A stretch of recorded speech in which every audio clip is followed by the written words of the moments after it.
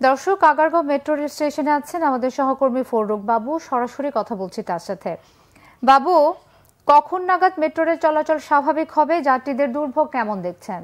আগারগাঁ থেকে মতিঝিল অংশে আসলে সার্ভিসটা সম্পূর্ণ মেট্রো কর্তৃপক্ষ তারা বন্ধ রেখেছে। তার কারণ হচ্ছে খামারবাড়ি এলাকাতে ফার্মগেট মেট্রো স্টেশনের আগে একটা পিলার এবং সেই সাথে যে সংযোগ লাইনটা ছিল, যে গার্ডার বলা হয়, সেই গার্ডার যে চারটা গার্ডারে একটি গার্ডারে আসলে সমস্যা দেখা দিয়েছে। সেই কারণে মেট্রো রেল কর্তৃপক্ষ বন্ধ রেখেছে। তবে কখন নাগাদ এই গার্ডারে যে যে যে যান্ত্রিক ত্রুটি যে দেখা দিয়েছে সেটা কখন নাগাদ শেষ করতে পারবে, সেই বিষয়টা নিয়ে তারা এখন পর্যন্ত আসলে কোনো ধরনের বার্তা দেয়নি। তবে এখানে আমরা আগারগাঁ স্টেশনে দেখতে পাচ্ছি যে আসলে উত্তরা এবং মিরপুরের যে শেষ প্রান্ত পল্লবী এলাকা থেকে বিভিন্ন যাত্রী তারা আসছেন এবং এসে তারা আগারগাঁতে এখানে নেমে যাচ্ছেন এবং নেমার পরবর্তীতে আসলে আগারগাঁ এলাকাতে আসলে এখানে দীর্ঘক্ষণের একটা যানজট লেগে আছে এবং সেই যানজট তারা এখানে যারা যাত্রী আছেন তারাই বলছেন যে এখান থেকে কোনো যানবাহন তো পাওয়া যাচ্ছে না, কারণ মিরপুর থেকে যে গাড়িগুলো বা মোহাম্মদপুর থেকে যে গাড়িগুলো আসছে সেই গাড়িগুলোতে আসলে কোথাও কোনো তিল ধারণের ঠাঁই নেই।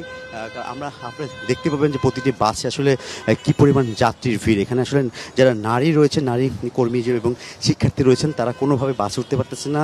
ঘন্টার পর ঘন্টা এখানে দাঁড়িয়ে থাকার অভিজ্ঞতার কথা তারা বলছেন। সেই সাথে আসলে এখানে রিক্সা থেকে শুরু করে বাকি যানবাহনেরও খুব এখানে সংকট দেখা দিয়েছেন এবং অনেকেই পরবর্তীতে পায়ে হেঁটে গন্তব্যে যাওয়ার জন্য সিদ্ধান্ত নিয়েছেন।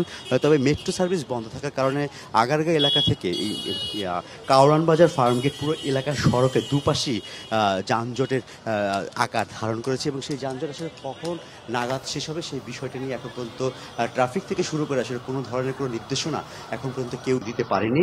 কারণ এই যাত্রীর চাপ, হঠাৎ করে মেট্রো রেলের যাত্রীর চাপ, সেটা পুরোটা সড়কে নেমে আসাতে মেট্রো কর্তৃপক্ষ এবং সড়কের ট্রাফিক কর্তৃপক্ষ দুজনেই এখন আসলে হিমশিম খাচ্ছে।